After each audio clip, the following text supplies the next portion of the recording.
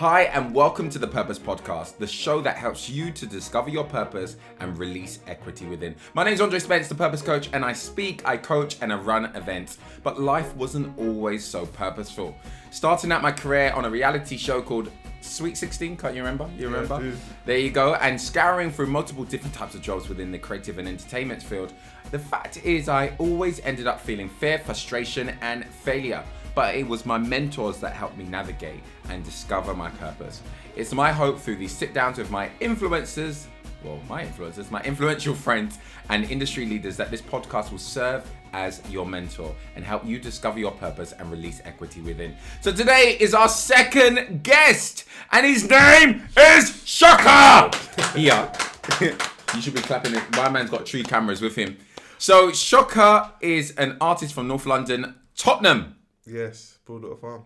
All right, go on. He's a TED Talk speaker from 2012 to 2016. Been sectioned 3 times, which led to him becoming a mental health advocate, using his story to help people overcome mental health issues. He recently got signed in 2018 for a song called Self-Love. Released on an EP called Conscious Crowd, which peaked at number 3 in the hip hop charts. We got to give him another round of applause. So Shocka, guys, basically with Shocka, a little backstory. I met him many years ago, around 2009. Yeah. And yeah, he was in a group. What was the group called? Marvel. Called Marvel. Yeah. And yeah, he was an awesome guy. And throughout his journey, I know it said they were sectioned 3 times. I only knew that he was sectioned once. Mm-hmm. And so yeah, it's an honor to have you here. I saw somebody, Jamala. That's the name, isn't it? She reposted you on Instagram. I was like, bruv, I need to speak to you and you need to be on the podcast. Yeah. And so I'm really, really grateful and honored to have you here today. So cool. The very first thing, you're just going to share your story. When were you born? Start there and work your way to now. Start there. Born 1988. Raw. July the 8th. I'm 31 years old. Tottenham. The journey started in Tottenham, Bulldog Farm. Bulldog Farm is a special place, but it's got so much negativity attached to it because it's where the riots happened. Okay. In 1985, there was a big riots over there. I thought you did the riots in 2011. There was 2. That's what I'm trying to say. There was one in 1985 where a police officer got killed, and then there was another riot in, when was Mark Duggan? That was 2011, isn't it? 2011, 2012. When Mark Duggan got shot by the police. So there's been 2 riots. So that place has got a lot of history. But one of my goals is just to bring a positive light to the area.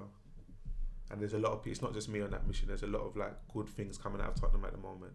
Like Heady One is just doing amazing, I don't know if you know him, he's doing amazing things. He's from my area. I've literally watched him grow, like seen him grow. Heady, Abracadabra, I see him all the time from the area. Where is it? What's that? You said Abracadabra?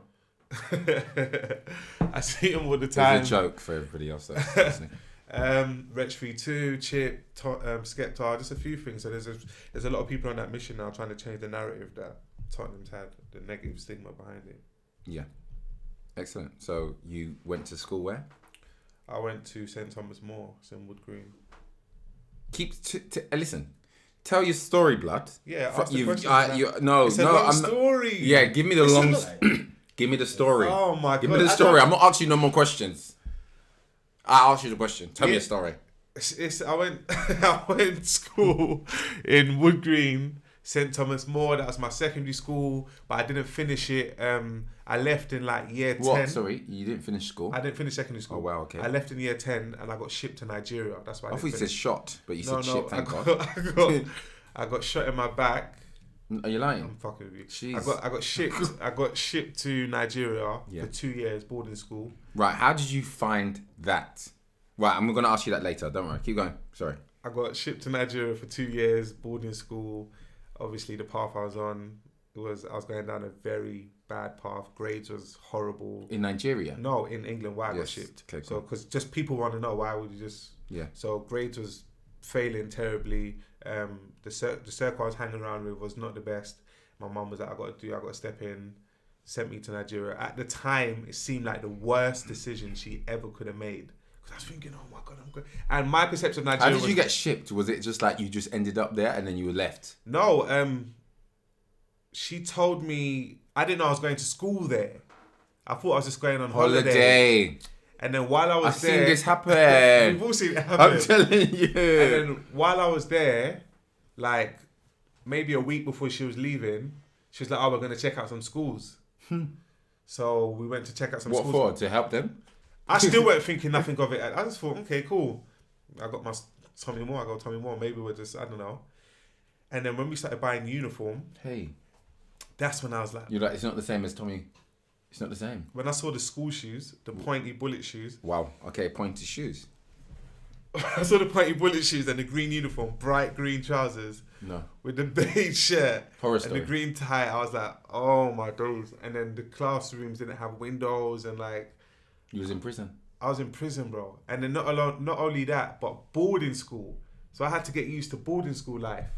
Do you know? You're nodding like, have you been? Because the way he's nodding is passionate. Bro, like, it's Mike behind the camera, guys. He's nodding at me like, and I can feel it. Yeah. So like, boarding school was like that was a whole culture shock for me because, to be honest, yeah, I'm spoiled.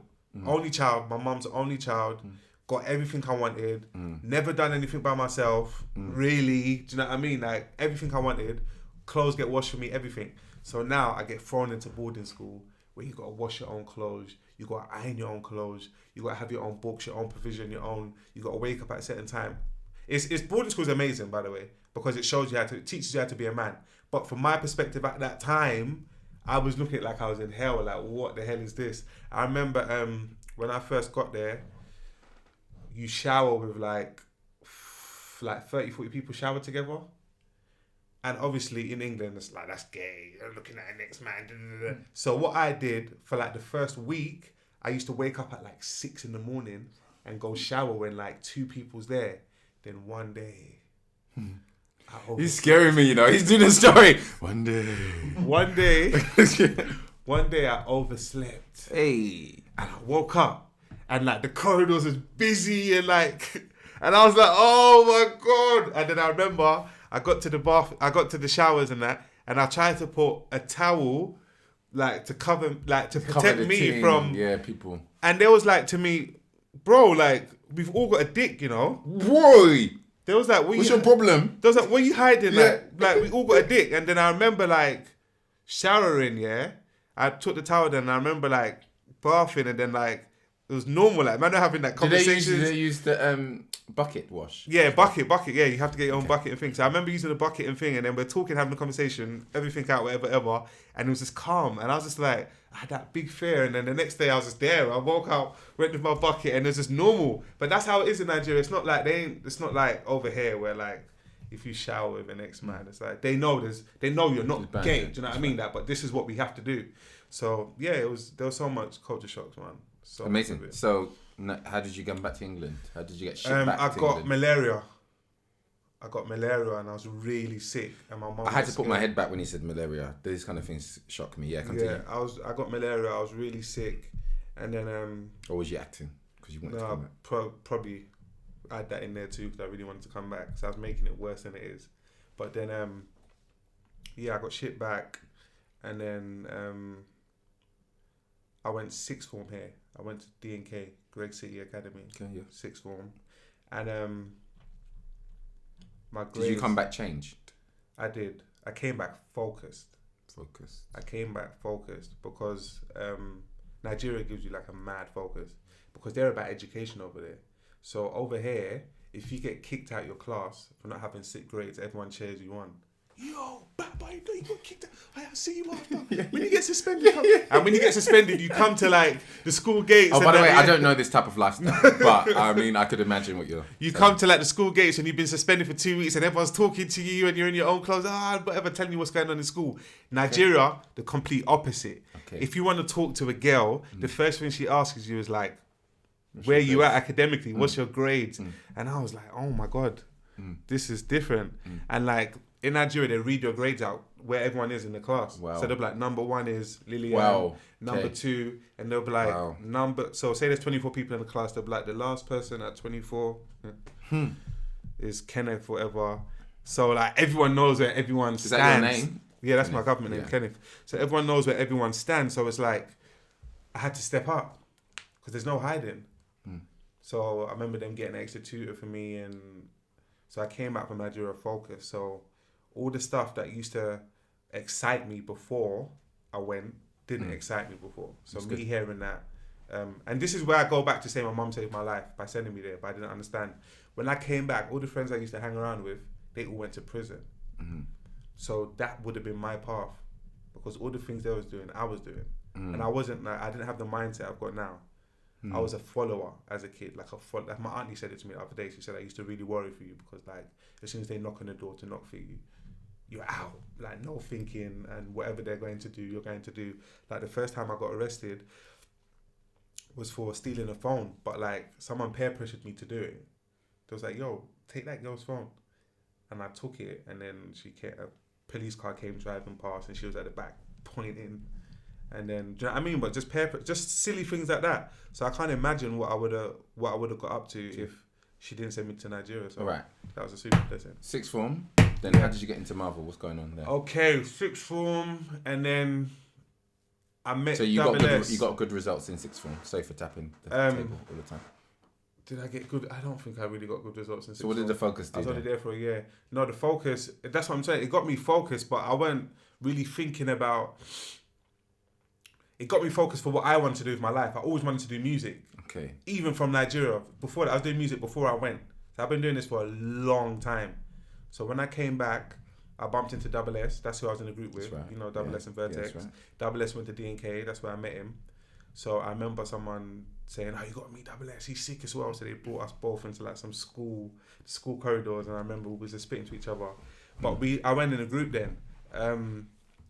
There was a thing called Always Recordings. I don't know if you remember that. Chip was signed to them. Yeah, know them. There was a thing called Always Recordings, and they started this little hub in Wood Green where they was just getting talent from all over to come to record at the studio. Yes. So I heard about it. So I made this little promo, 5, 6 tracks, 7 tracks promo, and I went there to try and get a situation for myself. And then Vertex. When you say a situation, you mean a deal? Like something. I don't even think I was thinking of a deal. I just wanted someone to put my music out. I don't even think it was a deal, but I just heard that's the place to go to. So I went there, and then Vertex used to be the guy that... Imagine, he said to me, keep asking him questions, but he's just going on forever, isn't he? No, because... I feel like I'm... No, because it's flowing now. That's good, yeah. So yeah, I should have kept the plug in.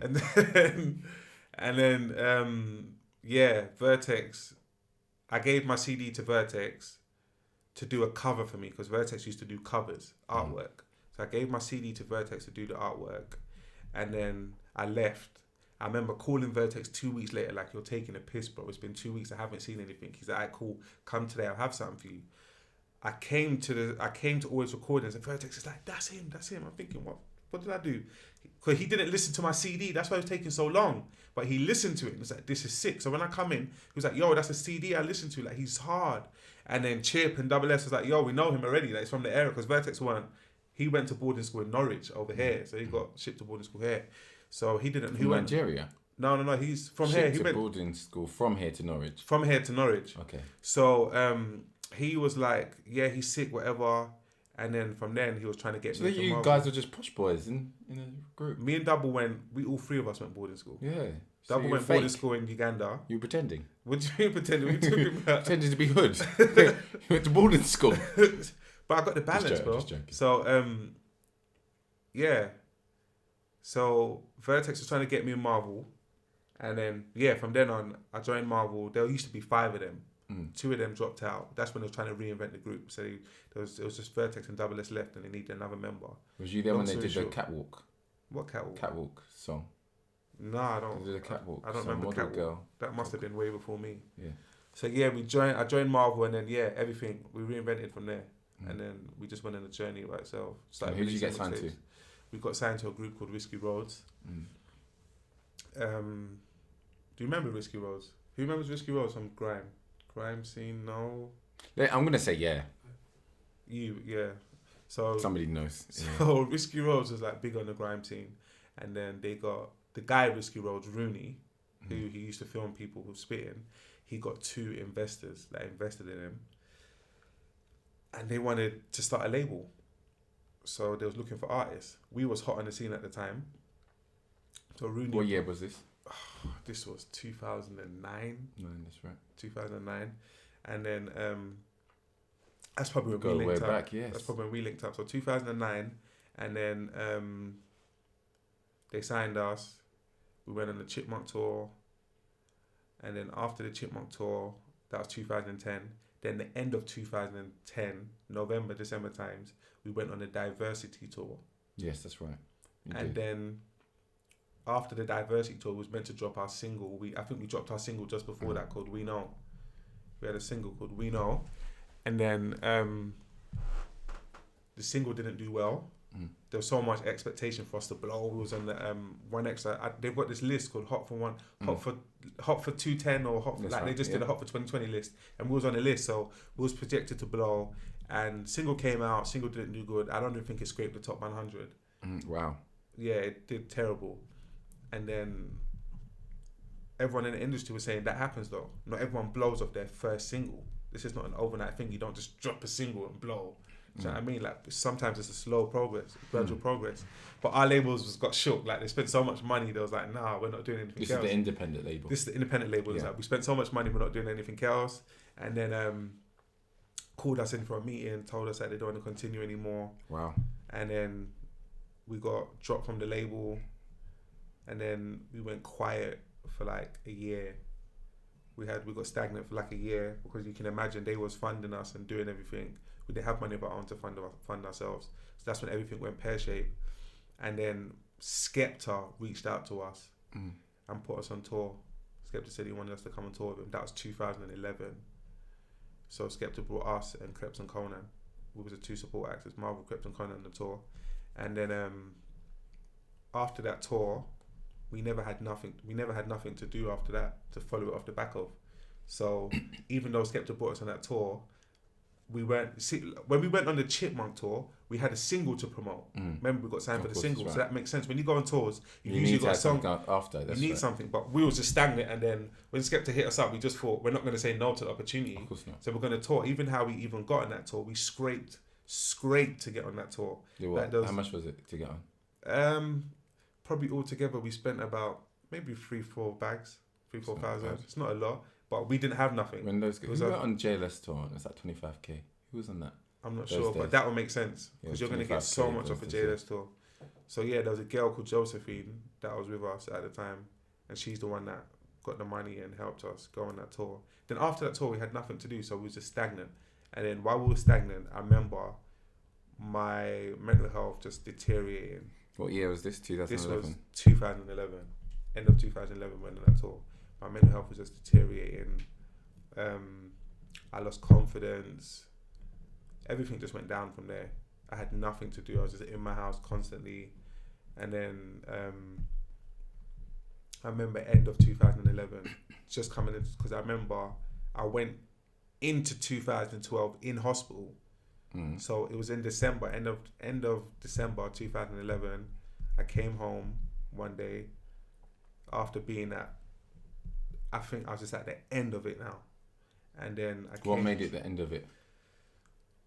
What do you mean what made it the end of it? What you said, I came to the end of it. What was the everything I've bottled up inside of me was about to explode. I remember one time you didn't come. Did you come to? I had an event in 2009. Yeah. And it was called Beg Black Borough. Yes. Those days, and we had everybody. We saw each other there. Yeah, I think so. Yeah. There's so many people there.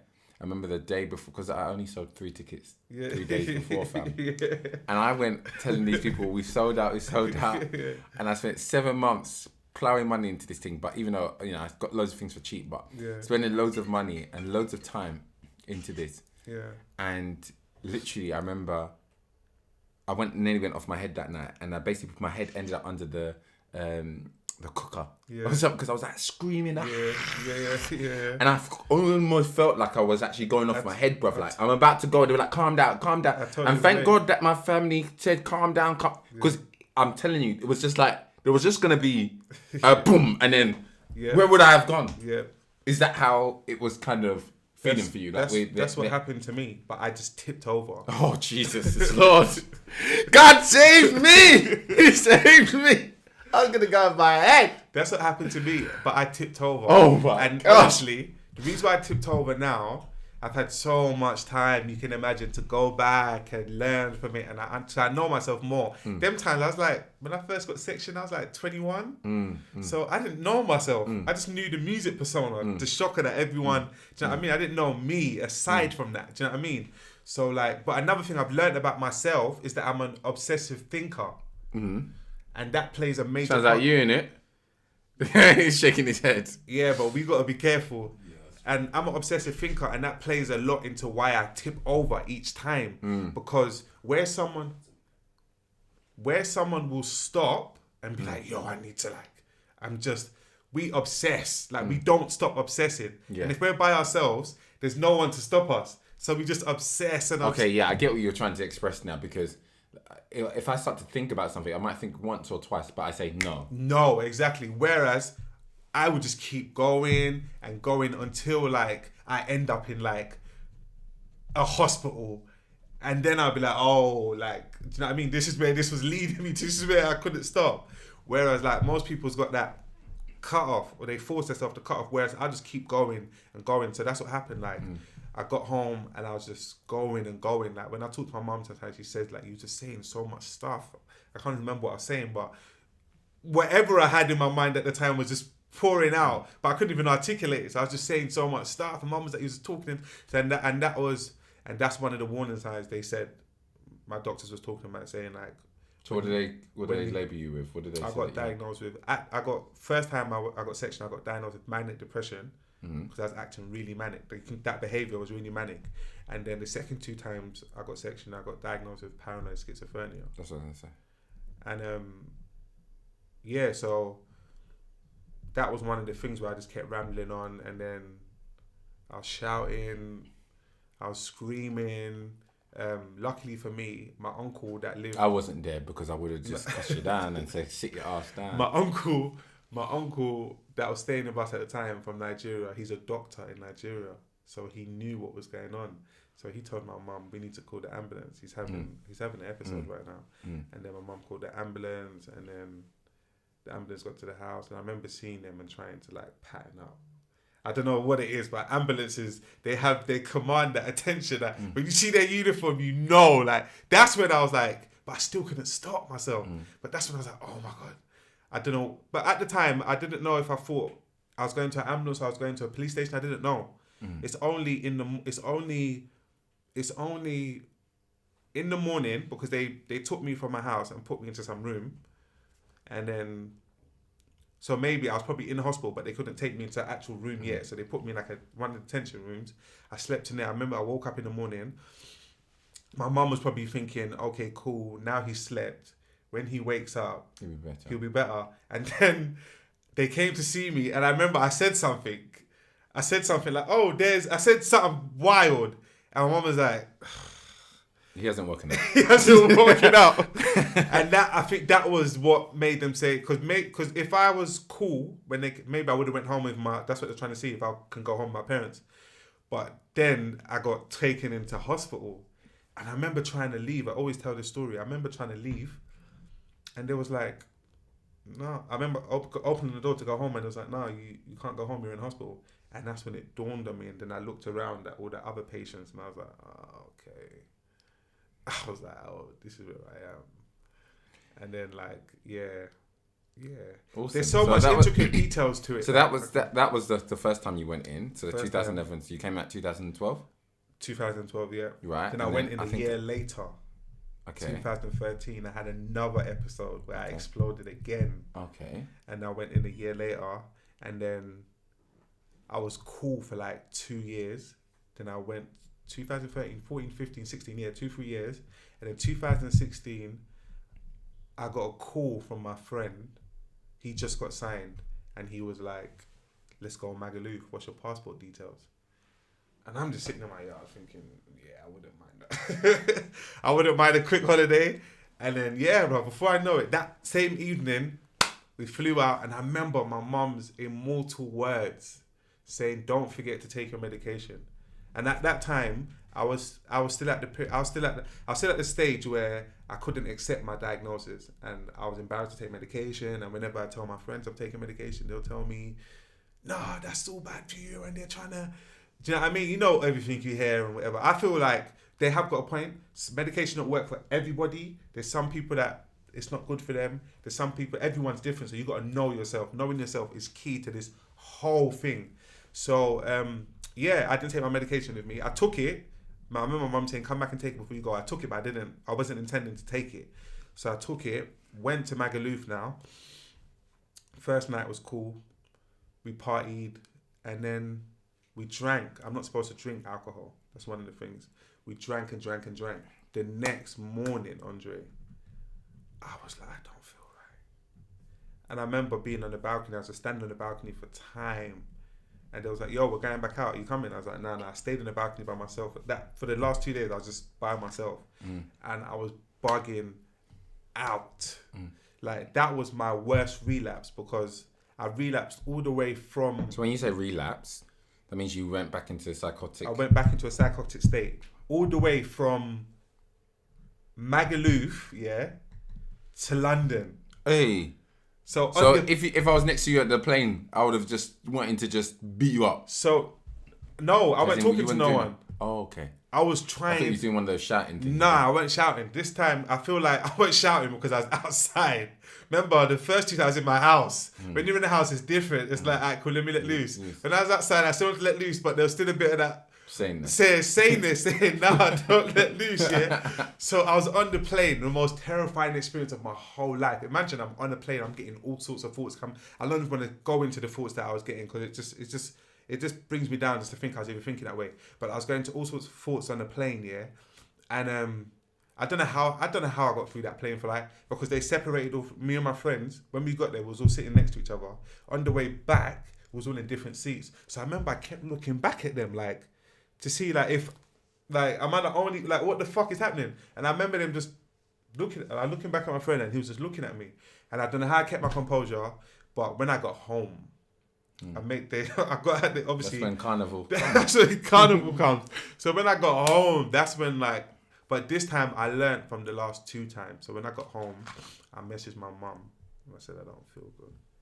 My mum knew straight away. She knew I didn't take the medication. She knew straight away. And then my mum was like, "Okay, just relax. I'm sending someone to the house." 2016. 2016 took to hospital. Then I ended up in hospital for the 3rd time. 2016, I was there for like 28 days. 28 days. I was there for a good 28 days, nearly a month. So I came out, I remember I came out in July. So that was in June. Came out in July. But I remember what changed. The doctor said something to me that got me to get to this point I am today.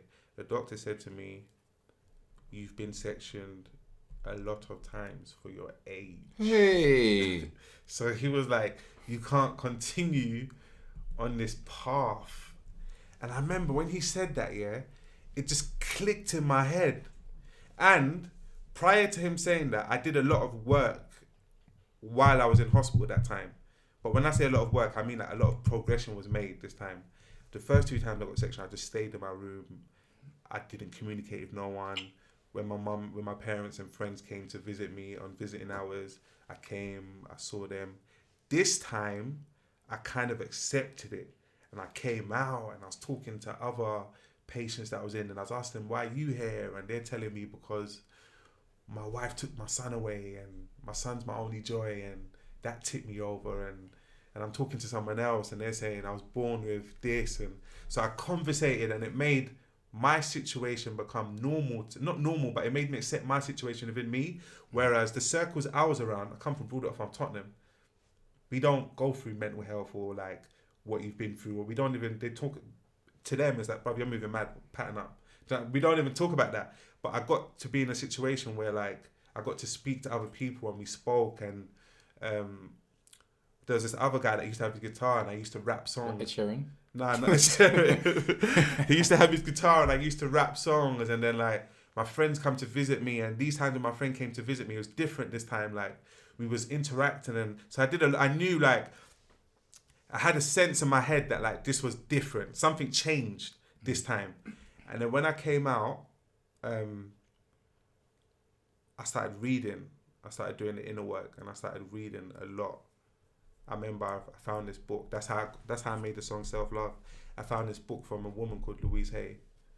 I don't know if you heard of her. Any of you might have heard of her, but I'm trying to spread her name. I'm going to act like I have. Yeah, there's a woman called Louise Hay. She is incredible. She's passed on now, but she's got this book called You Can Heal Your Life. And I accidentally saw this book on someone's WhatsApp, and I remember like, I was like, yo, is that book any good? I was like, yeah, try it.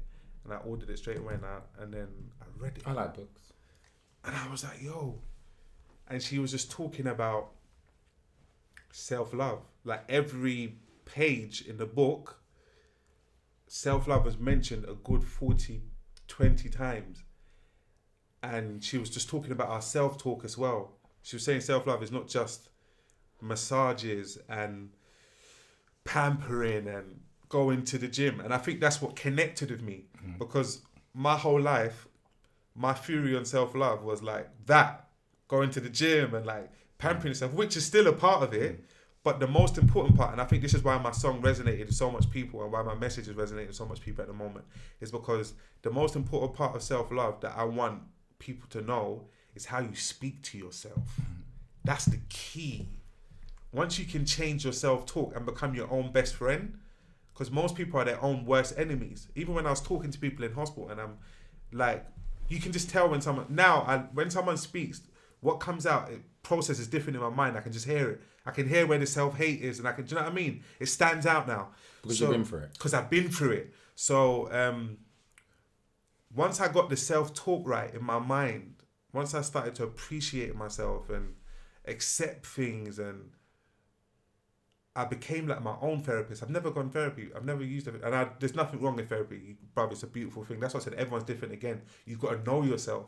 I'm an introverted person. That's how God made me. I'm an only child. I'm an only child for a reason. I enjoy my own company. My friend was saying this to me yesterday in the cab home. We went out and he was saying this. He was like, Shocks, like, I can't. He was like, I get agitated a lot. Like, how do you stay to yourself? I was like, bro, it's just who I am. That's probably why I survived. I'm going to talk about that in a second, but continue. That's probably why I probably made it out of hospital the way I did. Because I know, because obviously me going through mental health now, I've bumped into a lot of people that's been sectioning themselves, and like, they don't come out the same. You can see there's a huge difference. Like, the whole experience gets to them. Like, it's a very daunting experience. But because I'm used to being I'm cool with being by myself, it was cool for me in there. Like, I can just chill. They come check on me to see, is you doing it? Yeah. Do you know what I mean? So that helps me. So, and that's just how I am. I can't teach anyone that. That's just me.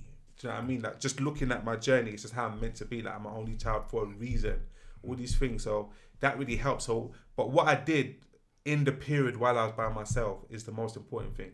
I really took time to get to know me. And talk to yourself. And talk to myself. And that's the key. Most people don't do that. They're so busy. They're working 5 days a week. They got kids to look after. They got to do this. They barely get to know themselves. They don't know what their triggers is. They don't know what they like. That's where we fall into purpose now. Because that's where your purpose is born. When you're by yourself, you start realizing, yo, my friends always tell me I'm funny. That's when it dawns, when you're reflecting, do you know what I mean? Then you start saying, yo, like, I should start a podcast, or do you know what I mean? So when I was by myself, I started reflecting on like, what do I want to, like, I'm not in Marvel anymore. That's gone pear-shaped. I still want to do music. I still got a passion for music, but I've never done it by myself. Do you know, I like, sorry for interjecting, but there's a man that I met, and we're going to carry it on till 4, till 5. Yeah. There's a man that I met, and he said that, because around my business there's not many people on my team, so he's like, sometimes what you have to do is have a boardroom meeting with yourself. You have to look in the mirror and start asking yourself the questions. Why do you do that? 100%. What's going on? 100%. And those kind of questions are super powerful. 100%. To do. So now I just need to get to the point where, okay, so what are you doing right now? Yes. Life's good at the moment, man. Yeah. And it feels good to say that though, but based on everything I've just gone through. Yeah. If I just say life's good, it just seems like we talking about. But when you know the story, you even be happy that I'm happy. Amazing. You know what I mean? So you mentioned that you're a mental health advocate. What would you say your purpose is? my purpose is to put information out there. Are you talking to yourself now? I'm talking to myself. I'm having a boardroom. You're having a boardroom with all of us. My purpose, I think, personally, is to put information out there that you can use to benefit yourself in a positive way. That's the only thing that's changed with what I'm doing. When I was doing Marvel, I was still putting information out there, but it wasn't valuable. Do you know what I mean? It was just like, it was good music. It was feel good. You felt good. It was good music. Now, everything that comes out my mouth, every podcast, every interview, every song, even the artwork, you can take something from it. Do you know what I mean? It's all... There's meaning. There's all meaning to it. There's all purpose behind it. And I think that's the difference. And that's the reason why you also feel way more fulfilled. I Because feel you're doing things on purpose. 100%. It's the most fulfilling thing. Because nothing else can satisfy us. Money is not going to satisfy us. Women's not going to satisfy us. It will just give us a little bit of satisfaction for a short period of time. The only thing that can fulfill you on this planet Earth is your vocation. So I asked you a question. How do you view success? You said money can't fulfill you. You said women can't. You said these things can only satisfy you. Success for me is doing what I love and being able to live with it. Being able to live with it. That's success to me. Anything past that is a bonus. Anything past that is a bonus. Me being able to do what I love every single day and make a living off it that enables me to do what I want. That's I'm pushing it. So everything else is a bonus. Amazing. Now I want to go back a little bit. Yeah. Time is against us. But you mentioned one of the first things you've mentioned constantly. Yeah. About your mum, because ultimately I would love to name this. My mum saved my life. Yeah. Right. And that's really quite poignant. Where's your dad? He's not about. That's why I never mentioned this. Yo, where's my dad? Yo, daddy. You might hear this. Do you know what? It's funny because like every time I talk about him, he feels it, man, because he just calls me randomly. Like I did a show and I remember I got this song on my EP called Haven't Spoken to Dad, and I performed my heart out. And then the next day I got a call from this like long number and it said Austria on top of it. And I picked it up and it was him. But he just disappears. Like he's got my number. He put me in touch with my sister. He's got a daughter. I've got a half sister. He put me in touch with my sister, and I went Nigeria in September, and I met her for the first time, and we was both saying the same thing, that we don't hear from this guy. Like he just disappeared. But she hears from him though, because she messaged me on WhatsApp like a couple of days ago, and I was like, "How's Dad?" And she's like, "He's fine." And I thought, what a cunt. Like you're still hearing from him, but he don't call me. What? As he forgot he's got a son. But I don't know. I'm kind of past it now. I've lived so much life. How do you feel that affected you? Do you think that affected your mental health? Definitely, because I think I would have been tougher. Remember what I said to you about me being really soft, about being spoiled, being the only child, getting everything I want. Because I was with a woman, I was really soft. I don't have the manly qualities. I still don't feel like I'm a man yet. A man. Do you know what I mean? Like I still live out my mom. I'm not a man yet. I feel like my dad would have like made me a man. And I look at his pictures, he was a boxer, innit?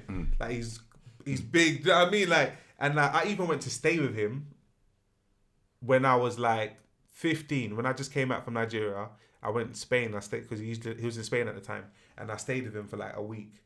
Bro, fam, the way he was moving when I was with him for the week, I didn't greet him one time in the morning, yeah? One time in the morning, I just woke up and I saw him and I just walked past and went to the bathroom. He was like, come. Bro. And he started grilling me. And I remember thinking for a second, I don't know if I wanted to have you around.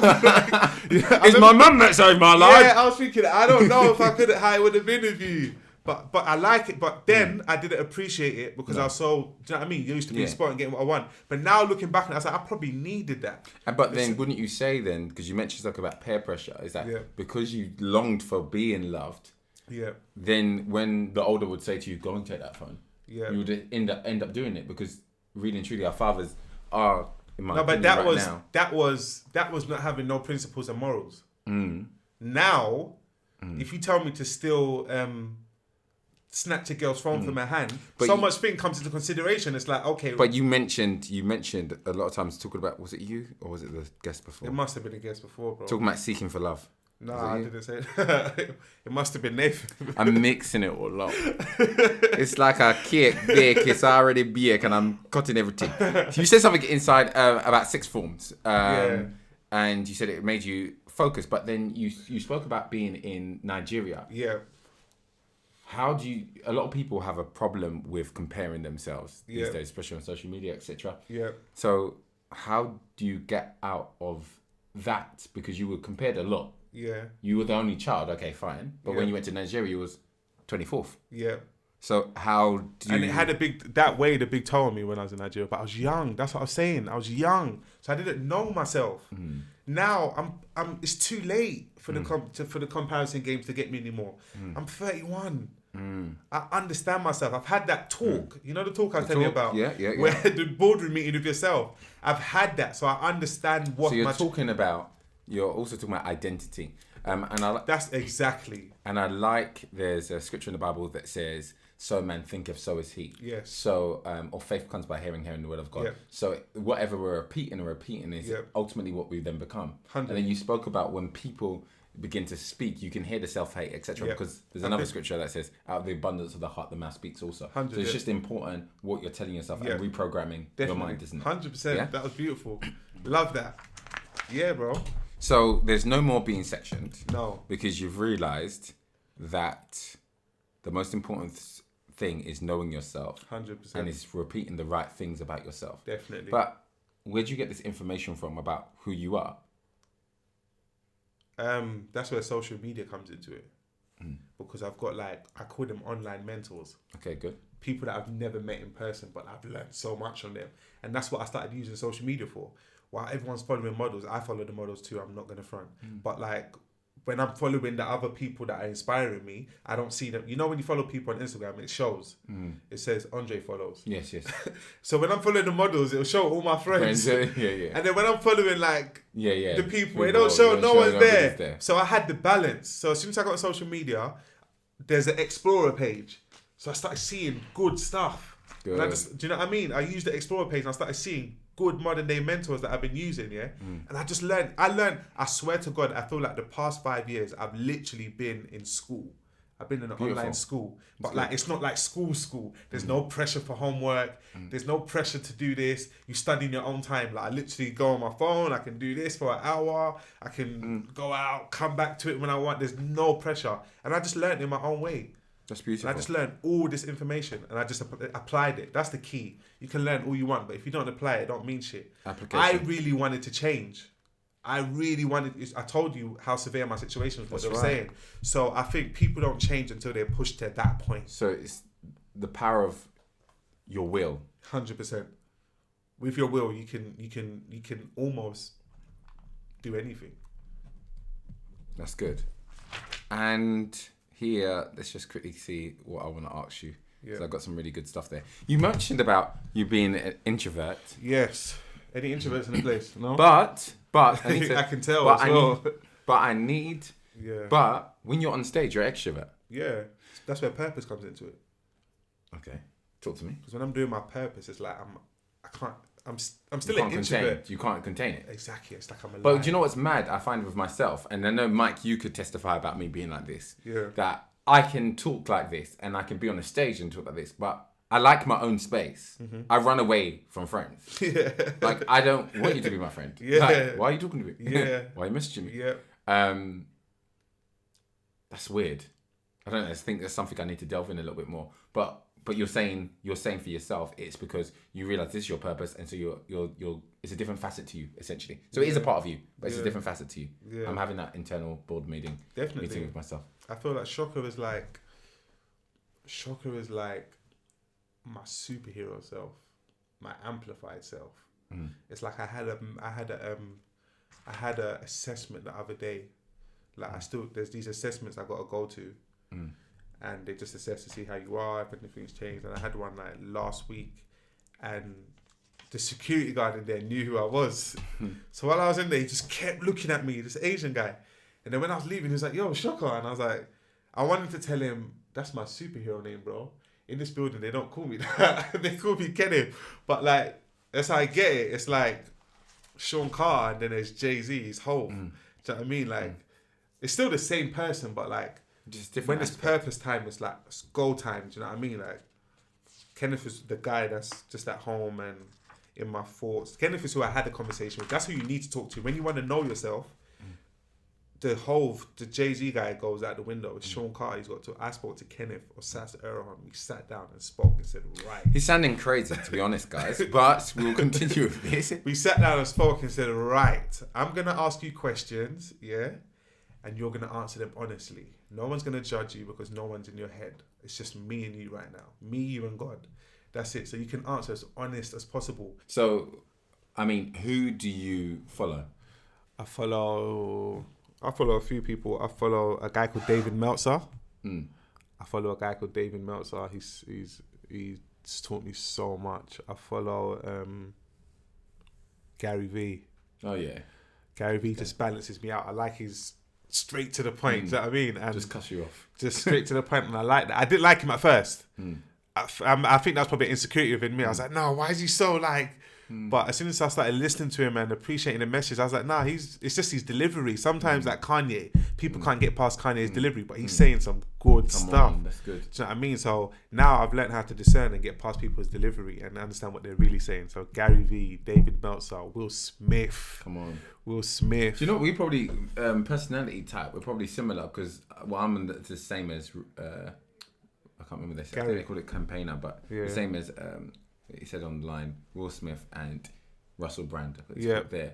Yeah. But where those people are like pioneers, a bit crazy. Yeah. And then they've got so much depth to them. At the same time, I've got half the people. Exactly. So yeah, that's a few people. It's a couple.